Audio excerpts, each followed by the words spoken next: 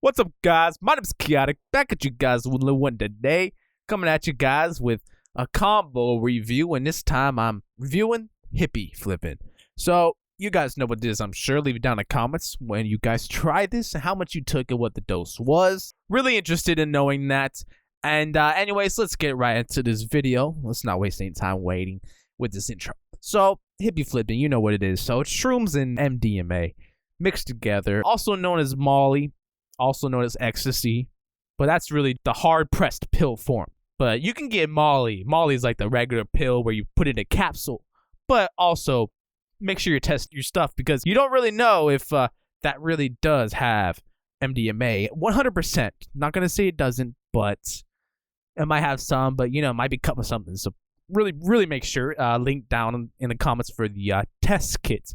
So anyways, yeah, hippie flipping is a really interesting experience. So this lasts up to 6 hours. A little bit of after effects, obviously. The thing I like about hippie flipping, it feels a lot more entactogenic. So shrooms is a lot more like spiritual, kind of like it just makes you feel really good.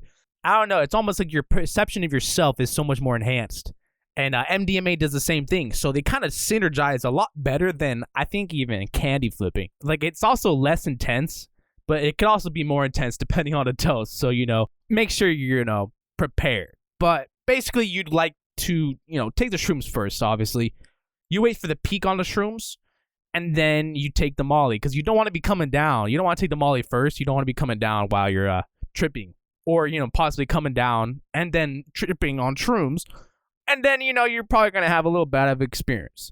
So, best to avoid that, So, you wait for like an hour, or two for the peak of the shrooms to hit. And, once you're in the peak headspace right there, then you take the Molly. Because, it starts to end after 4 hours. And hopefully you don't need to take a redose because that leads to more neurotoxic side effects. So anyways, my experience with hippie flipping, I don't really have too much experience with it. I did a lot more candy flips. So I was a lot more ballsy, I guess I would say. Candy flipping is not for the faint of the heart. It's really hard on your body. Hard on your cardiovascular system. I think hippie flipping would be a little easier on your system. But for some reason, acid's just too stimulating, man. Like, where shrooms is like kind of stoning, man. Candy flipping, that shit is so much more like, I think, even euphoric. So it's a little bit more of a different experience. Like I said, it feels a lot more natural. It's really just the perfect combo. They both last roughly the same amount of time. Pretty much the same side effects, after effects, as long as you don't redose, you're not really going to have a come down. So there's that too, you don't want to really take too much as well because that also leads to a come down. Basically same harm reduction with regular MDMA use and also, really anything else that releases serotonin.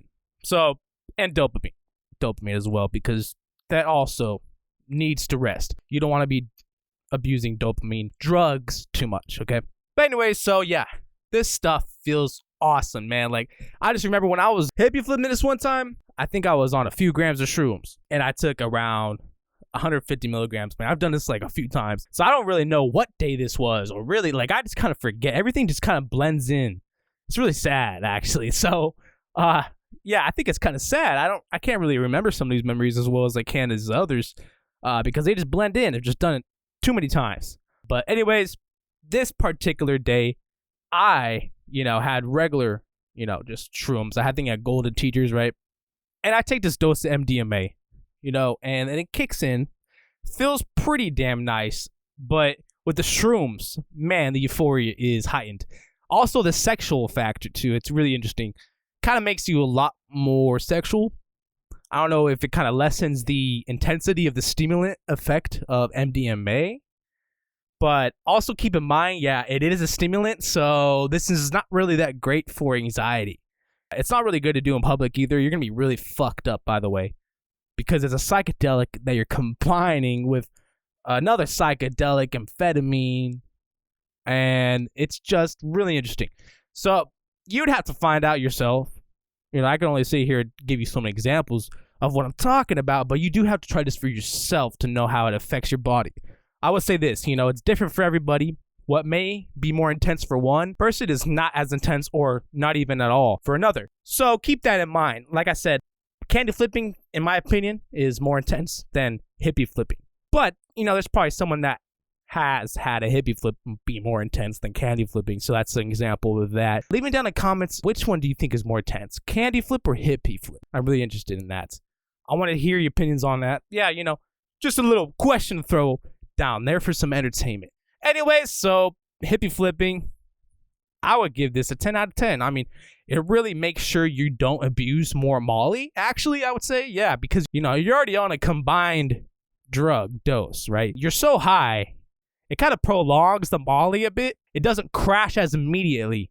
So it trails off really beautifully as well. Like, because the psychedelic, it kind of, I think, even nootropics your brain. It adds like a nootropic effect, and it kind of keeps your brain from going into like depressive state, depending on how much you've been abusing. But, it also keeps you from having a come down, which is really, really nice. But keep in mind, combining two drugs that are very, very highly serotonergic will probably lead to, some energy draining the next day. It's probably going to take up to 3 days for you to fully recover, depending on your body, depending on how much water you drank, how many supplements you take, if you take any at all, and also how much food you eat, Basically, if you're already good and if you're in good shape, health-wise and mentally, there's really going to be next to no negligible, side effects. It's going to be very, very negligible. It's not going to be bad. So I would say this stuff doesn't really leave a neurotoxic disadvantage to your brain. But, however, MDMA would be the only one that's neurotoxic here. So don't try to take too much of this. Take actually less MDMA when you combine for like hippie flip or candy flip. And that's best practice because it is a lot more intense. So you actually don't even need as much MDMA. So say you're going to take 150, you can drop that down 100 milligrams. You'd still have a good time. Depending on your tolerance, also depending on body weight, height. But for the most part, 100 milligrams is really all you need from Molly.